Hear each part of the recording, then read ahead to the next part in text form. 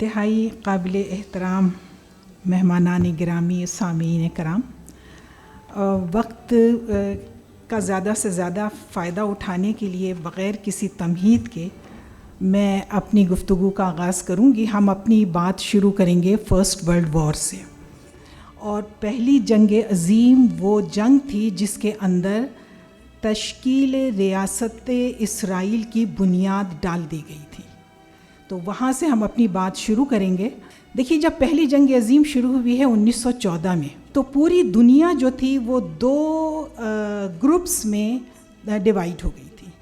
ایک تو تھا اس وقت کا سپر پاور گروپ جو تھا، جس کے اندر فرانس تھا، برطانیہ تھا اور روس تھا 1917 تک۔ پھر جب 1917 میں وہاں پہ کمیونسٹ ریولوشن آیا ہے تو وہ الگ ہو گیا تھا الائٹ پاورز کے ساتھ۔ انہیں ہم الائٹ پاورز بھی کہتے ہیں، اور ہم اردو میں اس کو ہم اتحادی قوتیں کہتے ہیں۔ دوسری طرف جو تھیں وہ ایکسس پاور تھیں، انہیں آپ پاور بھی کہہ سکتے ہیں، یعنی محوری طاقتیں تھیں۔ محوری طاقتوں میں جرمنی تھا اور آٹومن امپائر تھی۔ اس وقت یہ ترکی نہیں تھا جو آج کا ترکی ہے، اس وقت آٹومن امپائر تھی۔ تو یہ جو تقسیم تھی دنیا کی، یہ بالکل اپنے مفادات کی بنیاد پر تھی، اور جس کا جو مفاد، یعنی جو ملک جس طرف اپنا مفاد دیکھ رہا تھا وہ اس طرف شامل ہو گیا تھا۔ تو یہ مفادات کی تقسیم تھی۔ اور شروع میں جب جنگ عظیم شروع ہوئی ہے تو ہم دیکھتے ہیں کہ یہ جو الائٹ پاورز ہیں، فرانس اور برطانیہ اس وقت کی سپر پاور تھیں، اور امریکہ ابھی پالیٹکس میں اتنا نہیں آیا تھا۔ فرسٹ ورلڈ وار میں بھی وہ اتنا دخیل نہیں تھا۔ تو شروع کے جو سال تھے 1916 14 کے بعد 1914 اور 15 اور 16 میں اپریل تک، یہ تو اتحادی فوجیں جو تھیں، یعنی فرانس اور برطانیہ جو تھا، وہ جنگ ہار رہے تھے، اور مختلف محاذ کھلے ہوئے تھے اور ان میں زیادہ ان کو شکست ہو رہی تھی۔ اور جو آٹومن امپائر اور جرمنی تھے، یہ جنگ کو بہت سارے محاذوں کے اوپر کلیکٹیولی، جسے ہم کہہ سکتے ہیں اجتماعی طور پہ، وہ جیت رہے تھے۔ تو پھر یہ چیز بہت زیادہ پریشان کن تھی الائٹ پاورز کے لیے، لہٰذا انہوں نے سوچا کہ اس طرح تو نہیں، ہم شاید اس معاملے کو دیکھ سکیں گے، اور اس طرح تو شاید ہم جنگ جیت نہیں سکیں گے۔ آپ آج بھی دیکھ لیجئے کہ اسرائیل کتنے دنوں سے یہ کہہ رہا ہے کہ زمینی حملہ کریں گے، زمینی حملہ کریں گے، زمینی حملہ کریں گے، نہیں کر رہا ہے، کیونکہ انہیں پتہ ہے اپنے کیلیبر کا بھی، اور انہیں یہ بھی پتہ ہے کہ جو اگر اس طرح کے لوگ آ گئے تو ہم تو بالکل جسے کہتے ہیں پھنس کے رہ جائیں گے۔ تو پھر یہ لوگ دوسرا کام کرتے ہیں، پھر یہ لوگ سازشوں پہ اتر آتے ہیں۔ لہٰذا برطانیہ نے اس وقت یہ سازش کی کہ جو عرب ممالک تھے ان میں اس نے اپنا ایک مہرہ تلاش کیا، کہ ایک شخص جس کو وہ استعمال کر سکے، اور وہ شخص تھا شریف مکہ، شریف حسین، یعنی شریف مکہ، خادم حرمین شریفین۔ اور اس کو یہ کہا گیا کہ آپ اگر آج ہمارے ساتھ مل جائیں گے تو ہم جنگ جیت لیں گے، اور اس جنگ جیتنے کی صورت میں جو عرب علاقے ہیں آٹومن امپائر کے، آٹومن امپائر تو ختم ہو جائے گی، تو اس کے جو عرب علاقے ہیں ہم ان کا آپ کو بادشاہ بنا دیں گے۔ شریف مکہ کے ساتھ 1 سال تک ان کی کرسپونڈنس ہوتی ہے۔ یہ میک مہون کرسپونڈنس کے نام سے آپ کو گوگل پہ ادھر ادھر ہسٹری کی بکس میں ہر جگہ مل جائے گا۔ تو یہ اس سال تک، 1 سال تک یہ معاملات چلتے رہے، یہاں تک کہ وہ راضی ہو گئے، اور انہوں نے یہ جو آٹومن امپائر تھے، جو عثمانی ترک تھے، ان کے خلاف بغاوت کر دی جون 1916۔ اور یہ جو بغاوت ہوئی، اصل میں جو آٹومن امپائر تھی اس کے اندر 45% ٹرکس تھے، یعنی جو ترک عثمانی وغیرہ تھے، اور 45% عرب تھے، اور 10% ادر نیشنلٹیز تھیں۔ تو یہ کوئی کم نہیں تھے تعداد میں عرب، بھئی بہت سارے ممالک تھے جو آٹومن امپائر کے اندر تھے۔ تو یہ ایک بہت بڑا فریکشن تھا، یعنی 45% of the total population of Ottoman Empire, اس کو آپ ہٹ کر کے ان کو الگ نکال لے جائیں، اور نہ صرف یہ کہ الگ نکال لے جائیں بلکہ ان کو راضی کر لیں کہ وہ پہلی جنگ عظیم جو چل رہی ہے اس میں وہ ان کی طرف سے جنگ کو جوائن کر لیں گے. لہٰذا وہ جنگ جو یہ لوگ جیت رہے تھے، ایکسس پاور، سینٹرل پاور جو جیت رہی تھی جرمنی اور اوٹومن، وہ ادھر ایسٹرن بارڈر کے اوپر عربوں کی بغاوت کی وجہ سے ہارنے لگے نا. ظاہر ہے جو فوج کل تک آپ کے ساتھ مل کر ان سے لڑ رہی تھی وہ اب ان سے مل کر آپ سے لڑ رہی ہے، تو ظاہر ہے کہ جو کیا ہونا تھا. لہٰذا ان علاقوں سے ان لوگوں کو شکست ہونے لگی، اور یہاں تک کہ 1917 میں یہ جو شریف مکہ کا بیٹا تھا عبداللہ، فوج کی اس کے پاس بھی فوج کی کمان تھی، اور جنرل ایلن بی جو کہ برٹش آرمی کا کمانڈر تھا، ان کی مشترکہ فوج شام کے علاقوں میں اور فلسطین کے علاقوں میں داخل ہو گئی، اور انہوں نے غزہ کو اور موجودہ تو اسرائیل ہے لیکن فلسطین کو، موجودہ اسرائیل کو اور مسجد اقصی وغیرہ ان سب چیزوں کو فتح کر لیا. اور یہاں سے جو عثمانی فوجیں تھیں وہ انور پاشا تھا اس محاذ پہ، یہ ریٹریٹ کرنے لگے اور شام چلے گئے، ریٹریٹ کر کے شام کے دمشق وغیرہ چلے گئے. پھر اس کے بعد صلح نامہ مدرس ہو گیا. 1918 میں جنگ عظیم بند ہو گئی، لیکن بہت کچھ اس دوران میں ہوا تھا.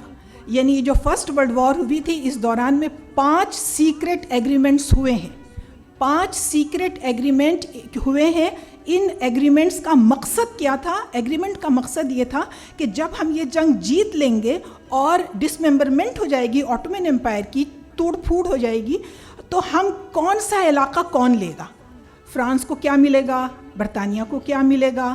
روس الگ ہو گیا تھا 1917 میں بالشوئک ریولوشن کی وجہ سے، اگر وہ ہوتا تو اس کو بھی اس مال غنیمت میں سے بہت کچھ مل جاتا. یونان کو کیا ملے گا؟ اٹلی کو کیا ملے گا؟ کیونکہ انہوں نے جنگ عظیم اول کے دوران ان تمام ممالک کو اپروچ کیا تھا اور یہ کہا تھا کہ اگر آپ ہمارا ساتھ دیں گے تو پھر ہم جب یہ سب کچھ ختم ہو جائے گا، جنگ ختم ہو جائے گی اور ڈسممبرمنٹ ہو جائے گی آٹومن امپائر کی، تو ہم آپ کو کچھ نہ کچھ دیں گے اس میں سے. تو سب دعوے دار تھے. جب جنگ عظیم ختم ہوتی ہے تو یہ سارے علاقوں کے اوپر قابض فوجیں آ گئیں. فرانس نے پورا شام کا علاقہ لے لیا، برطانیہ کی فوجیں موصل میں، عراق میں پہنچ گئیں، اور حجاز کے اندر اور فلسطین کے اندر، ان سب علاقوں کے اندر یہ پہنچ گئے. اس کے بعد 1918 کے بعد ان کا پیس پروسیس شروع ہوتا ہے کہ کس طرح اب مطلب چلیں اب جنگ ہو گئی ہے، اب کیا کرنا ہے. تو پھر اس میں بہت سارے اس میں چیزیں سامنے آئیں، اور روس جب جنگ سے الگ ہو گیا تھا 1917 میں تو اس نے یہ سوچا کہ اب تو مجھے کچھ ملنا ملانا نہیں ہے. تو اس نے وہ جو سیکرٹ ایگریمنٹس تھے جس کا ایک ممبر وہ بھی تھا، پہلے سگنیچری تو وہ بھی تھا، تو وہ اس نے شائع کر دیا. تو اس طرح سے ہمیں پتہ چلا کہ یہ 5 سیکرٹ ایگریمنٹ ہوئے تھے، ورنہ ہمیں تو وہ بھی نہ پتہ چلتا. اسی طرح سے ایک اور کام انہوں نے کیا تھا اور وہ کہلاتا ہے بیلفور ڈکلیریشن. یعنی بیلفور ڈکلیریشن یعنی اعلامیہ، بیلفور کا اعلامیہ. یہ جو ڈکلیریشن تھا یہ اصل میں انہوں نے یہودیوں کے ساتھ ایک وعدہ کیا تھا. ایک وعدہ کس سے کیا تھا؟ عربوں سے، کہ اگر آپ ہمارا ساتھ دیں گے، جنگ ہم جیت جائیں گے، تو ہم پورے جتنے علاقے ہیں آٹومن امپائر میں، عرب علاقے جو ہیں، اس کا ہم آپ کو بادشاہ بنا دیں گے. ایک وعدہ انہوں نے عربوں سے کیا، ایک وعدہ انہوں نے یہودیوں سے کیا. وہ جو یہودیوں سے کیا گیا وعدہ تھا وہ کہلاتا ہے بیلفور ڈکلیریشن. اور اس کے اندر یہ کیا تھا، اس میں تھوڑا سا آپ کو بتا دوں. یہ جو ان کی ایک قومی وطن کی کوشش تھی یہودیوں کی کہ جی وہ جیو ڈائسپورا کا تو آپ کو معلوم ہے نا کہ جگہ جگہ دنیا میں مارے پھر رہے تھے، ان کا کوئی ٹھکانہ نہیں تھا وغیرہ. تو ان کے اندر یہ تھا کہ ہمارے پاس ایک نیشنل ہمارا ایک قومی وطن ہونا چاہیے. اچھا، تو اس کی انہوں نے بات چیت شروع کر دی تھی. اور یہ جو تھا برطانیہ اور فرانس، انہوں نے پیشکش بھی کی تھی کہ ہم آپ کو افریقہ کے میں بڑی زمین جو ہے وہ دے دیتے ہیں، لیکن انہوں نے کہا کہ ہمیں افریقہ میں نہیں چاہیے، ہمیں فلسطین چاہیے. کیوں فلسطین چاہیے؟ کیونکہ یہ پرومسڈ لینڈ ہے. توریت کے اندر خداوند خدا نے ہم سے وعدہ کیا ہے کہ وہ یہ سارا علاقہ جس کو کہ آج کا گریٹر اسرائیل کہتے ہیں یہ وہ ہمیں دے گا. تو اس لیے آپ ہمیں جو ہمارا جو وطن بنائیں گے وہ فلسطین میں بنائیں گے، ہمیں افریقہ نہیں چاہیے. اور اس کے لیے یہ اس زمانے میں پرانی بات ہے، فرسٹ ورلڈ وار سے کافی پہلے، یہ لوگ عثمانی خلیفہ کے پاس گئے تھے، اور اس وقت آٹومن امپائر بہت زیادہ اکنامیکل ڈپریشن میں تھی. تو انہوں نے یہ کہا ہم آپ کو فوری طور پر 2 کروڑ جو بھی سکہ تھا 2 کروڑ سکے رائج الوقت ہم آپ کو دیں گے، اور آپ ہمیں فلسطین دے دیں. یعنی کیونکہ فلسطین آٹومن امپائر کے انڈر میں تھا نا، تو انہوں نے یہ کہا کہ آپ ہمیں فلسطین دے دیں، ہم آپ کو 2 کروڑ روپے تو میں کہہ رہی ہوں جو بھی ان کا سکہ تھا 2 کروڑ ہم آپ کو دے دیں گے. خلیفہ نے ان کو اپنے دربار سے نکال دیا تھا، جو عثمانی خلیفہ تھا، اور انہوں نے کہا کہ اس نے یہ کہا، خلیفہ وقت نے یہ کہا کہ میں تاریخ میں ایک ایسے خلیفہ کے نام کے طور پر زندہ نہیں رہنا چاہتا جس نے ایک مقدس سرزمین کا سودا کیا ہو. اس نے منع کر دیا. پھر یہ لوگ گئے تھے جرمنی کے پاس، اور جب پہلی جنگ عظیم شروع ہو گئی تو دنیا اتھل پتھل ہو گئی تھی، ایک دم ہنگامہ مچ گیا تھا، پوری دنیا جنگ میں تھی. تو یہودیوں نے یہ سوچا کہ یہ زیادہ اچھا موقع ہے کہ ہم ان سے نا کچھ بارگیننگ کر لیں. اچھا دیکھیے، لفظ یہودی میرا خیال ہے درست نہیں ہے.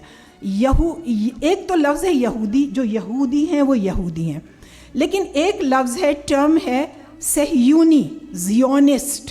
تو ہمیں لفظ استعمال کرنا چاہیے زیونسٹ. یعنی یہ جو قومی وطن کا مطالبہ کر رہے تھے یہ عام جیوز نہیں کر رہے تھے، یہ زیونسٹ کر رہے تھے. اور یہ تحریک چلی تھی تھیوڈور ہرٹزل سے بھی پہلے، کرسچین نے شروع کی تھی، پھر تھیوڈور ہرٹزل کے زمانے میں آئی، اور اس وقت World Jews Organization, World Zionist Organization بنی تھی.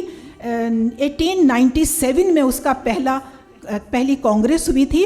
اور اس نے اپنی ڈائری میں کیا لکھا تھا تھیوڈور ہرٹزل نے کہ آج اگر میں یہ بات کہوں کہ میں نے پتھر رکھ دیا ہے یہودیوں کے لیے ایک آزاد قومی وطن کا، تو سب میرے اوپر ہنسیں گے، لیکن آپ دیکھ لیجئے گا. اس نے اپنی ڈائری میں لکھا تھا، وہ بعد میں پبلش ہو گئی تھی. لیکن آپ دیکھ لیجئے گا تو 5 نہیں 10 نہیں 50 سال کے بعد یہ وطن اس سرزمین پر، فلسطین کی سرزمین پر ہم حاصل کر چکے ہوں گے. آپ بالکل وہ لگائیے، حساب کتاب کیجئے. 1948 میں اسرائیل، ریاست اسرائیل کا اعلان ہوا ہے. پورے 50 سال کے بعد کس قدر ویژنری شخص تھا وہ، یہ جو تھیوڈور ہرٹزل تھا. یہ نہ سمجھیے کہ وہ کوئی بہت بڑا مذہبی آدمی ہے، سارے ایتھیسٹ ہیں، سارے ایتھیسٹ ہیں. تھیوڈور ہرٹزل ہو یا زیونسٹ موومنٹ کے جتنے بھی ہیں یہ سب ایتھیسٹ ہیں، انہیں کوئی لینا دینا نہیں ہے مذہب سے، لیکن انہیں معلوم ہے کہ ان کی کتابوں میں کیا لکھا ہوا ہے، اور وہ وقت کے مطابق ان آیات کو نکال کے، چاہے وہ بائبل میں سے لائیں، چاہے وہ کتاب پیدائش میں سے لائیں، چاہے کتاب خروج میں سے لے کر آئیں، نکال کر کے تورا سے، اور مذہب کو استعمال کرتے ہیں اپنے سیاسی مقاصد کے لیے. یہ ان کا سلسلہ چلا آ رہا ہے. اچھا، انہوں نے عثمانی خلیفہ سے منہ کی کھائی. فرسٹ ورلڈ وار میں یہ جرمنی کے پاس گئے. انہوں نے جرمنی سے کہا کہ آپ ہمیں فلسطین دینے کا وعدہ کر لیں، ہم وہاں اپنا ایک وطن بنانا چاہتے ہیں. تو اس کے بدلے میں جو آپ کو مدد چاہیے ہوگی فرسٹ ورلڈ وار میں وہ ہم آپ کو دیں گے. یہ بڑی ویلدی کمیونٹی ہے، بہت امیر کمیونٹی ہے، بہت ویلدی لوگ ہیں جو جیوز ہوتے ہیں. اور صرف ویلدی ہی نہیں تھے بلکہ یہ بہت زیادہ، جسے کہنا چاہیے سوسائٹی کے اندر بہت ہائی فائی ہوتے تھے، اور ان کا جو رولنگ طبقہ ہوتا تھا اس کے ساتھ ان کے بڑے اچھے تعلقات بھی ہوتے تھے. تو انہوں نے کہا کہ ہم آپ کی مدد کریں گے، دامے درمے قدمے سخنے آپ ہمیں فلسطین میں وطن بنانے کی اجازت دے دیجئے. تو جرمنی نے بات نہیں سنی.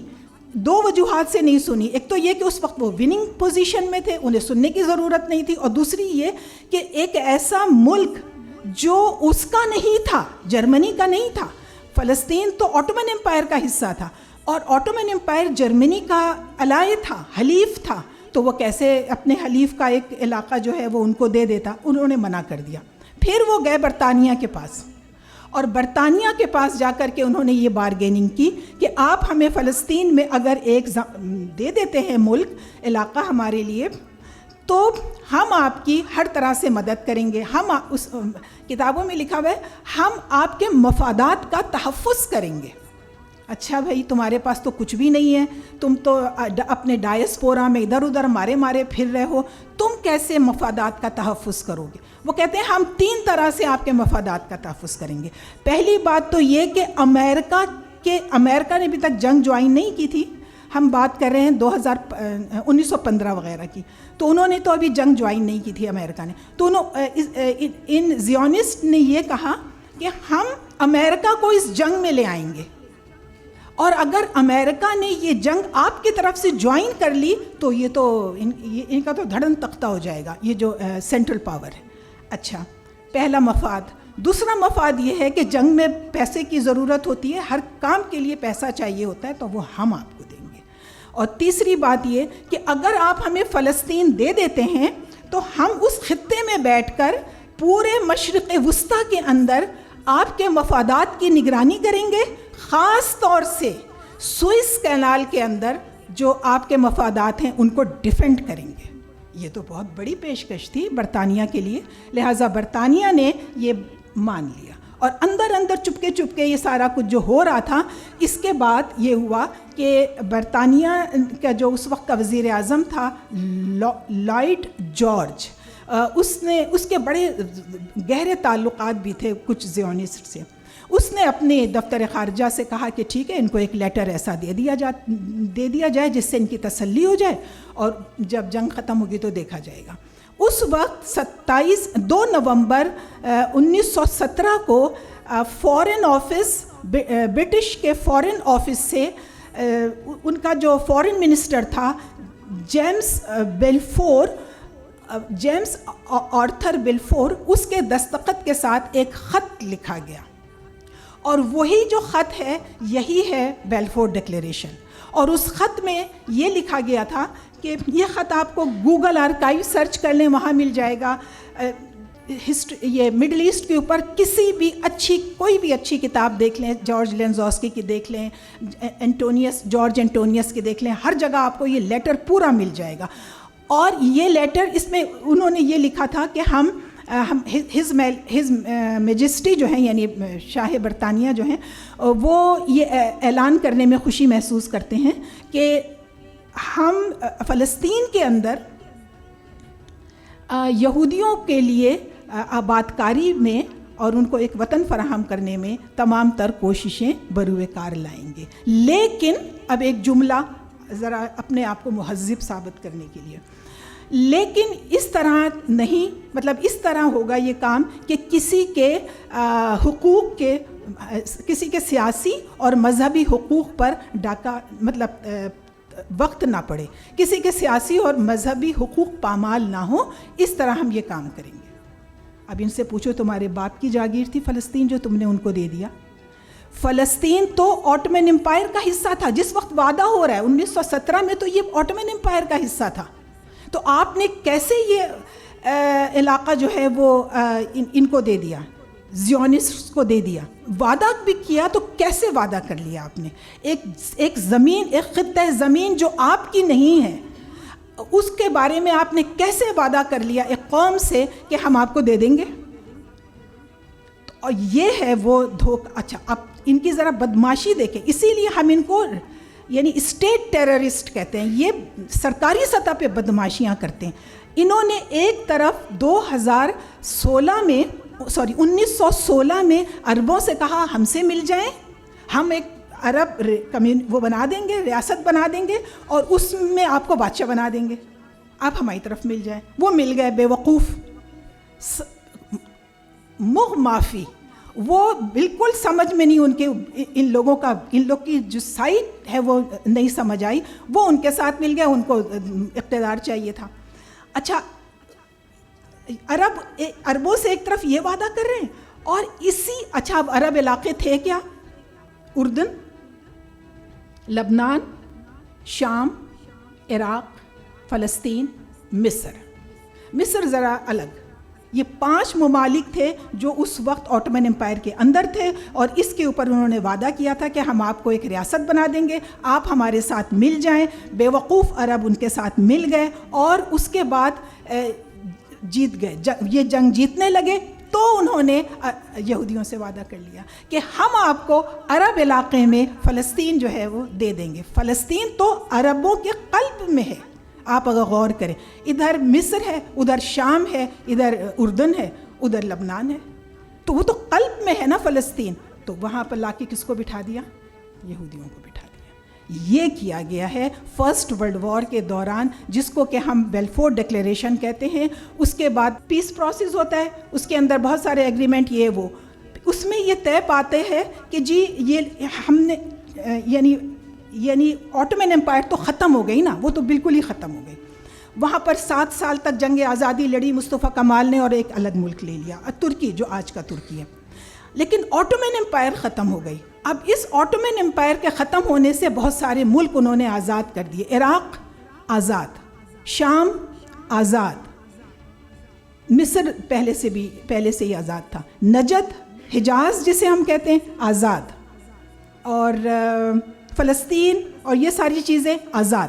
پھر انہوں نے یہ کہا کہ جی ایسا ہے کہ یہ تو ابھی آزاد ہوئے ہیں, ان بیچاروں کو تو حکومت کرنی نہیں آتی, تو انہیں نا ان کے اوپر ہم ایک جو سپر پاورز ہیں انہوں نے کہا کہ ہم ایک مینڈیٹ ایک ایسی ٹرم ہے انتداب, اسی زمانے میں میں سمجھتی ہوں کوائن ہوئی ہوگی مینڈیٹ, اور یہ ایک سامراجی سوچ بتاتی ہے کہ جی آپ کو نہیں آتا نا تو ہم آ کے آپ کی مدد کر دیتے ہیں. تو یہ ممالک جو ہیں وہ فلاں ملک فرانس کے مینڈیٹ میں رہے گا, فلاں ملک برطانیہ کے مینڈیٹ میں رہے گا. جب آپ لوگوں کو سب کچھ آ جائے گا, اچھا سا کرنے لگیں گے تو ہم چلے جائیں گے. واہ جی واہ, یہ تھی لالی پاپس قسم کی چیزیں جو دی گئیں. تو اس طرح سے پورے شام کے اوپر فرانس کا مینڈیٹ قائم ہو گیا, عراق کے اوپر برطانیہ کا مینڈیٹ قائم ہو گیا, اور مصر کے اوپر برطانیہ کا مینڈیٹ قائم ہو گیا, اور فلسطین کے اوپر برطانیہ کا مینڈیٹ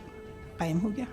اور جو آپ اگر وہ مینڈیٹ والی آپ یو این کی دستاویز دیکھیں تو آپ کے ہوش اڑ جائیں.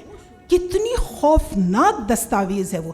اس میں ایک شق میں یہ کہا گیا ہے کہ یہ جو برطانیہ اس علاقے جو بھی مینڈیٹری پاور ہے, چاہے وہ فرانس ہے چاہے وہ برطانیہ, وہ علاقے کے نظم و نسق کو بھی سنبھالیں گے, وہ جنگ ہوگی یا نہیں ہوگی اس کا بھی فیصلہ کریں گے, سارا انتظام وہی سنبھالیں گے. سارا انتظام ان کے سر پہ دے دیا گیا.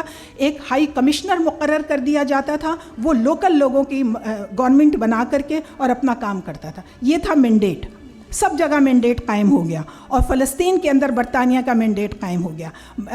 اس مینڈیٹ کو یو این نے, اقوام متحدہ یونائٹڈ نیشن نے 1924 میں ریکگنائز بھی کر لیا, اور ان کو یہ سارے حقوق بھی دے دیے. اور ذرا آپ دیکھیں تو صحیح, وہ ڈاکومنٹ تو آپ پڑھیں, گوگل سرچ کریں, اس میں خبیثوں نے یہاں تک لکھا ہے کہ ایک ایسی ایجنسی ہونی چاہیے یہودیوں کی جو آپ کی مدد کرے, برطانیہ کی مدد کرے, تاکہ وہ جو ایک ہم نے ان سے وعدہ کر رکھا ہے اس کو پورا کرنے کی طرف ہم جا سکیں. لہٰذا جو پہلا ہائی کمشنر قائم ہوا ہے فلسطین کے اندر, وہ رابرٹ سیموئل ہے, یہودی تھا. اب آپ کیا تصور کرتے ہیں کہ یہودی بیٹھ جائے گا اگر, تو وہ کیا کرے گا؟